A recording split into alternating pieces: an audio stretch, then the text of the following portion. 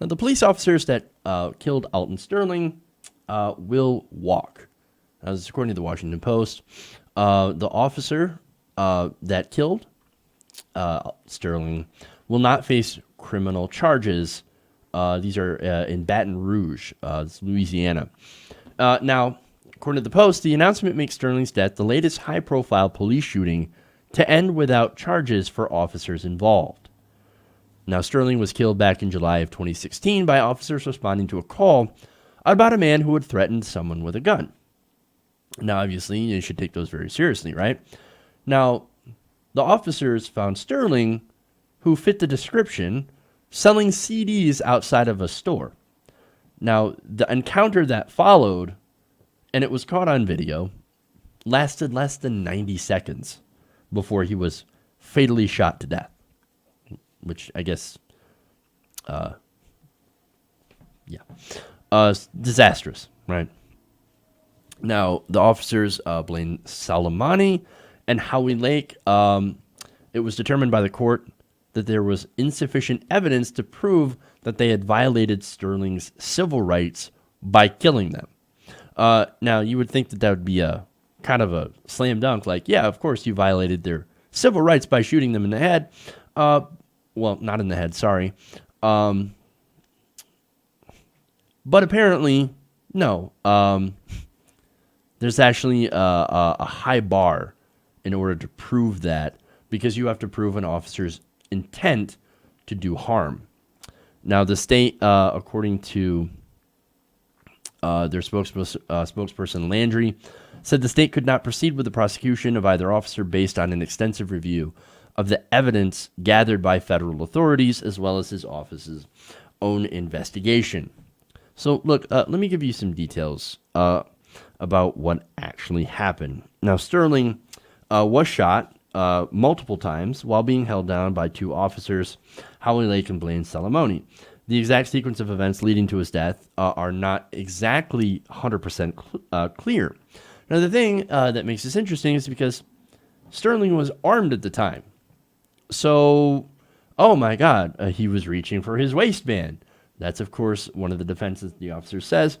But that is actually being counteracted by testimony from a witness. The witness is Abdullah Muflahi. I'm sorry, I probably butchered that name. He's the owner of the Triple S convenience store where Sterling was selling his CDs. Now, he filmed the encounter, and he said that he never saw Sterling reach for his gun. However, the video does show the officers removing an object from Sterling's pocket after they had murdered him. Now, that was, of course, his gun. Well, now, wait a minute. If he wasn't reaching for his gun, but he was armed, well, then what about his Second Amendment rights? I mean, after all, it's not illegal for somebody to own a gun in America, right? Oh, I maybe that doesn't extend to black people. Now, officers, as I said, were responding to reports of a black male in a red T-shirt threatening someone with a handgun. Now, look, we don't have any video of that. We don't have any evidence of that. So, okay. But when police found him, he was selling CDs. So why go into a violent confrontation that ended 90 seconds later with somebody who's dead? I don't understand the escalation in this. And also, something that was revealed during the trial that a lot of people didn't know is that the officer who eventually shot Sterling had first put a gun to his head and said, quote, "I'll kill you, bitch." Is that good conduct by a police officer? Is that what you want your police officers to do when they have somebody selling CDs down on the ground? Again, he was down on the ground. The officer was instructing him to put his hands on the hood of the vehicle. Now, one thing, of course, people who are fine with the officer's actions will say, yeah, but he was on drugs. I mean, they found different drugs in his system, and that's why he was resisting arrest. Well, so basically that says that he was not right of mind, and maybe you should take special consideration not to murder him. Just because somebody has drugs in their system isn't an automatic death sentence. odds are that, look, if you're high, you're probably not going to understand commands too easily. And maybe, as I said, there should be some special consideration. This guy was not thinking clearly. It's almost as if dealing with somebody who has a mental illness. Almost. Maybe that's a bit of a stretch, but that's kind of where my mind goes. Maybe you have to do special consideration not to murder that person as well. So, but nonetheless, they did not, and that's very obvious. But look, it's situations like this where there's no wonder why African Americans, a lot of people of color, do not trust police officers.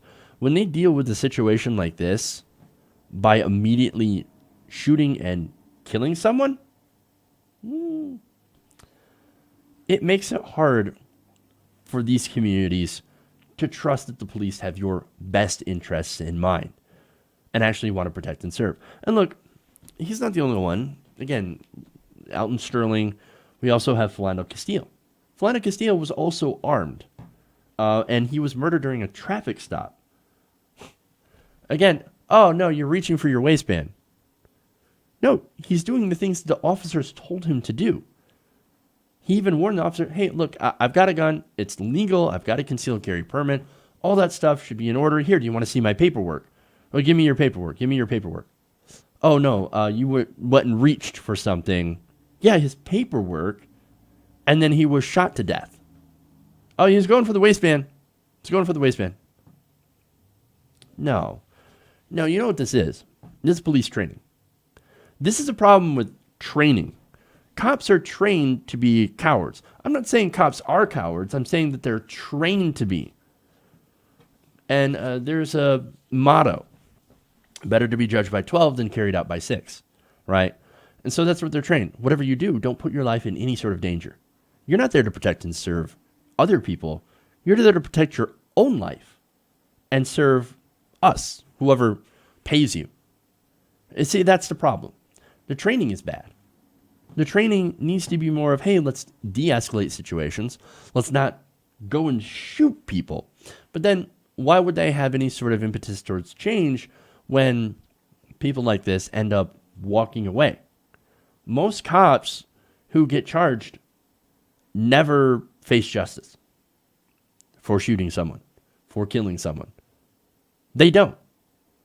And look, that's part of our jury system. That's also part of, the culture surrounding cops. Cops protect cops.